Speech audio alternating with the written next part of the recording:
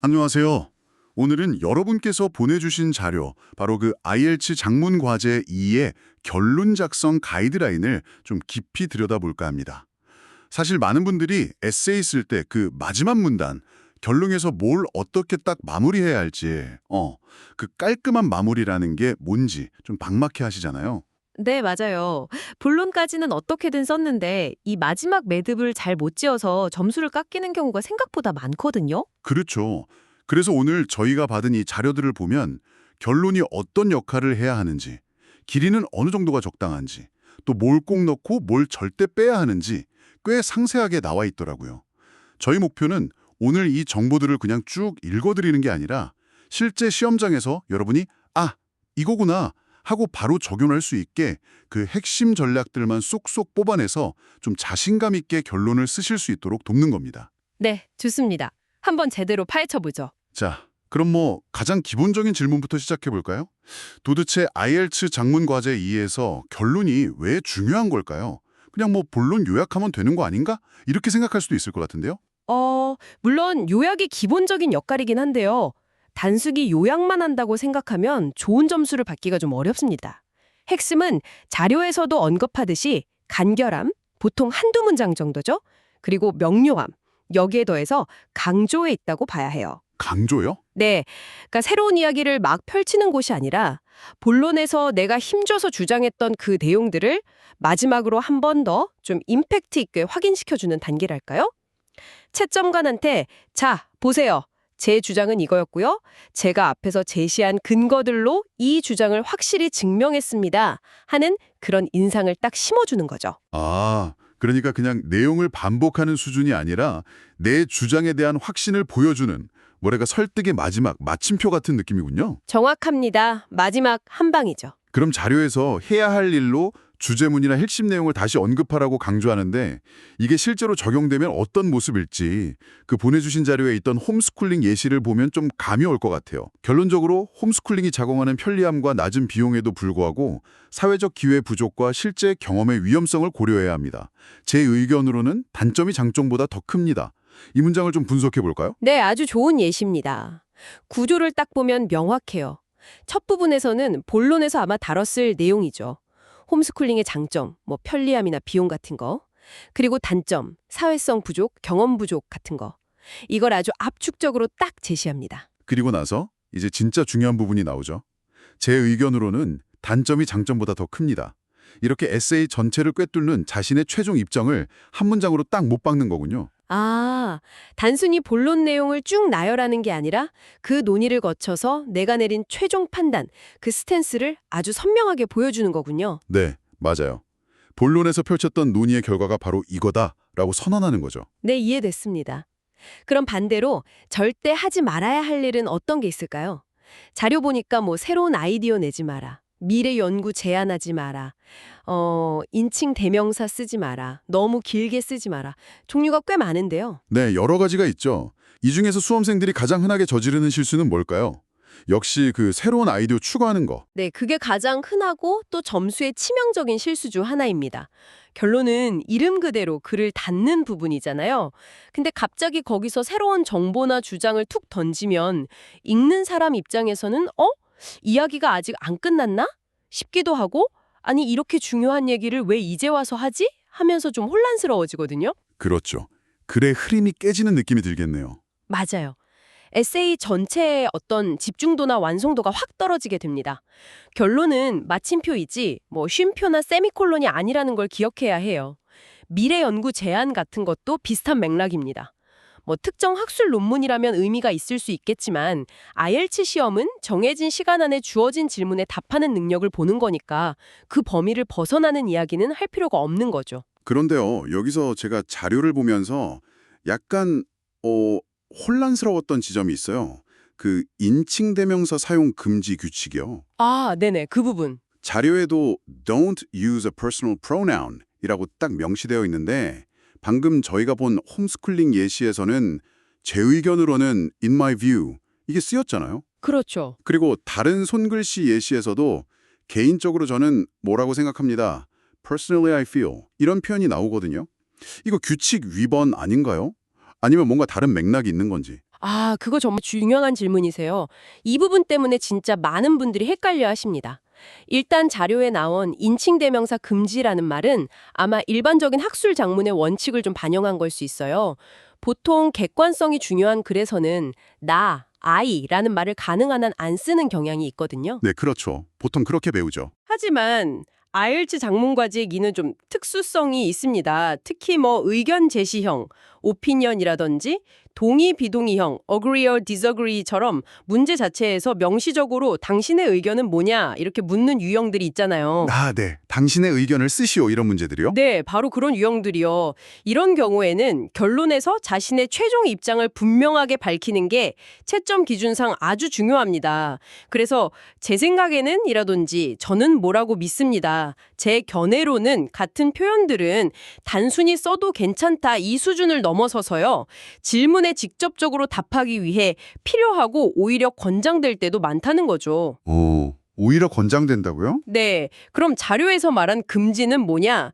이건 아마도 본론 전체에 걸쳐서 어떤 논리적인 근거나 뒷받침 없이 그냥 내 생각은 이래 라거나 내가 겪어보니까 이렇더라 같은 너무 주관적인 느낌이나 개인적인 경험담을 막 남발하지 말라는 경고 이 정도로 받아들이는 게 가장 합리적일 것 같아요. 아하.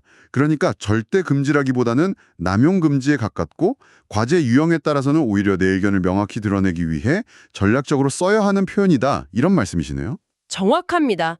결론에서 최종 입장을 명확히 딱 밝히는 그 순간에는 이런 1인칭 표현들을 아주 전략적으로 사용하는 게 점수에 도움이 될 수 있다는 거죠. 와, 이거 정말 중요한 팁인데요. 많은 분들이 I 쓰면 안 되는 줄 알고 무조건 피했을 수도 있겠어요. 네, 그런 경우가 많죠. 그럼 결론을 시작하는 표현들도 한번 볼까요? 자료에서 보면 in conclusion, to conclude, to sum up, in summary 이런 건 좋은 시작으로 추천하고 반면에 finally, lastly, all in all, as I have discussed above 이런 건 좀 피하라고 권고하고 있네요. 네. 사실 들어보면 다 그냥 마지막으로 뭐 이런 뜻 같아서 비슷비슷해 보이는데 왜 후자는 쓰지 않는 게 좋을까요? 특히 all in all 같은 건 저도 그냥 편하게 쓸 것 같은 표현인데요. 그렇죠. 비슷해 보이지만 약간의 뉘앙스 차이가 있습니다. 예를 들어 finally나 lastly 같은 경우는 본론에서 여러 가지 포인트를 쭉 열거했을 때 마치 그중 마지막 포인트를 언급하는 것처럼 들릴 위험이 좀 있어요. 아, 순서상 마지막이라는 느낌? 네. 근데 결론은 내용을 종합하는 거지 단순히 순서상의 마지막을 의미하는 건 아니니까요. 그리고 말씀하신 all in all은 구어체에서는 정말 많이 쓰지만 약간 비격식적이거나 좀 상투적인 느낌을 줄 수 있습니다. 공식적인 글쓰기에서는 조금 피하는 게 좋죠. 그럼 as I have discussed above는요? 위에서 논의했듯이 이건 괜찮지 않나요?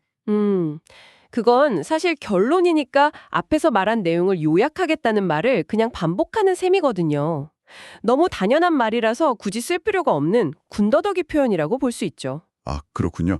불필요한 말이군요. 네, 반면에 추천된 표현들 in conclusion, to conclude, to sum up, in summary 이런 것들은 자 지금부터는 앞에서 논의한 모든 내용을 종합해서 최종적으로 마무리를 짓겠습니다. 라는 아주 명확하고 공식적인 신호탄 역할을 해줍니다. 군더더기 없이 깔끔하게 이제 결론 시작합니다. 이걸 알리는 데는 가장 효과적이고 또 안전한 선택지라고 할 수 있죠. IELTS에서는 명료함이나 어느 정도 격식을 갖추는 게 중요하니까요. 네.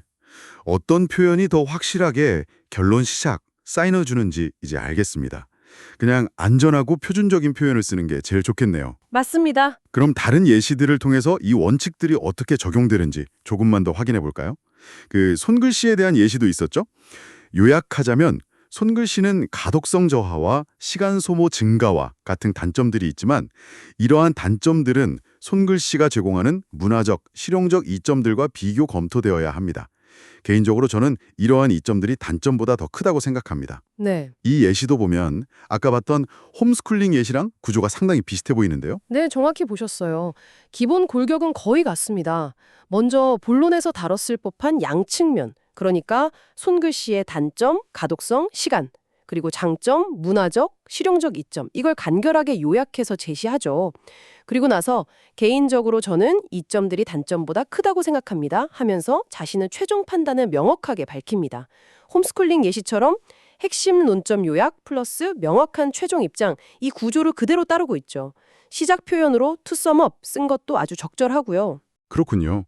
이런 식으로 장단점 비교하고 내 의견은 이렇다 하는 유형은 패턴이 꽤 명확하네요. 네, 그렇죠. 그런데 문제점과 해결책을 다루는 problem solution 유형은 결론이 좀 다를까요? 자유의 현대도시 문제에 대한 예시도 있었거든요. 아, 네. 그 예시도 한번 보죠. 결론적으로 현대도시는 범죄와 대기오염과 같은 다양한 문제에 직면해 있지만 이러한 문제들은 개인들만으로는 극복할 수 없습니다. 제 의견으로는 이러한 문제들을 해결하는 것은 정부의 책임입니다. 이건 앞에 두 예시와는 약간 결이 다른 것 같아요.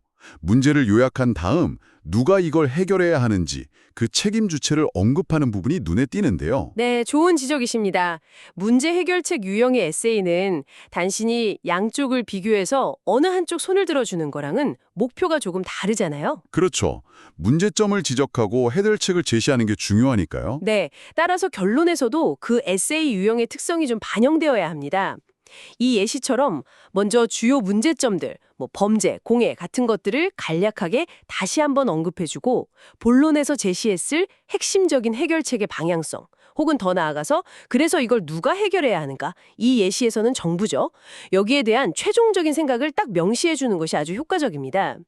기본적인 요약 기능은 똑같이 하되 에세이 유형에 맞게 핵심 해결 주체라든지 가장 중요한 해결 방안 같은 걸 강조하면서 마무리하는 센스가 좀 필요한 거죠. 아하, 이제 전체적인 그림이 좀 명확하게 그려지는 것 같습니다.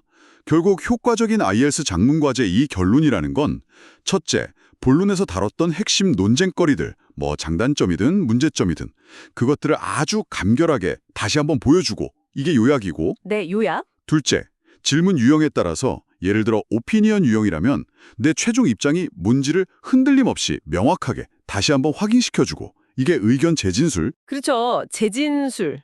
셋째, in conclusion이나 to sum up 같은 표준적인 시작 신호탄을 사용하고 네, 시작 표현 중요하죠. 그리고 넷째, 이건 정말 중요한 건데 절대 본론에 없던 새로운 이야기나 아이디어는 꺼내지 않는다. 이렇게 정리하면 될까요? 와, 완벽합니다. 핵심을 정확하게 다 짚으셨어요. 결론은 진짜 새로운 탐험을 떠나는 구간이 아니에요. 지금까지 내가 탐험했던 내용을 바탕으로 자, 그래서 가장 중요한 발견은 바로 이것이었습니다 하고 명확하게 선언하고 딱 깃발을 꼽는 행위. 그렇게 생각하시면 됩니다. 명료함, clarity 하고 강조, emphasis. 이게 생명이죠. 자료에서 말하는 것처럼 짧고 간결하면서도 본론의 주장을 더 강하게 stronger thesis restatement 하면서 끝내는 것.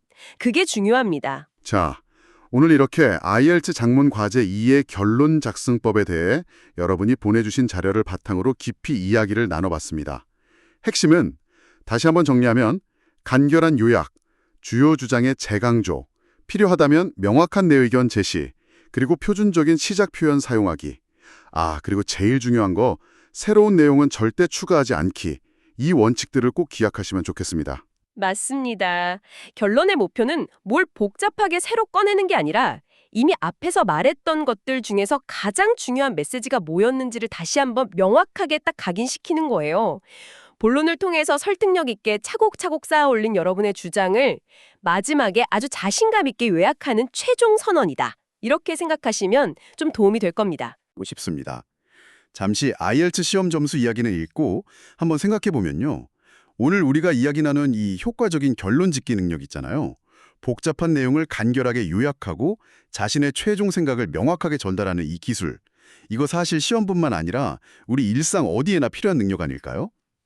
그렇죠. 생각해보면 그렇네요.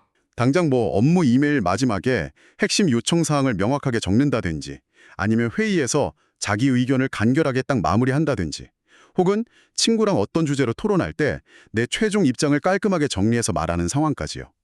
오늘 저희가 살펴본 이 IELTS 결론 작성 원칙들이 여러분의 일상적인 소통이나 어떤 생각을 정리하는데 어떻게 적용될 수 있을지 한 번쯤 곱씹어 보시는 것도 재미있지 않을까 싶습니다. 오, 아주 좋은 질문인데요. 확실히 도움이 될 것 같습니다. 오늘 저희의 탐구는 여기까지입니다. 다음에 또 여러분께 도움이 될 만한 흥미로운 정보로 찾아뵙겠습니다. 네, 심하셨습니다.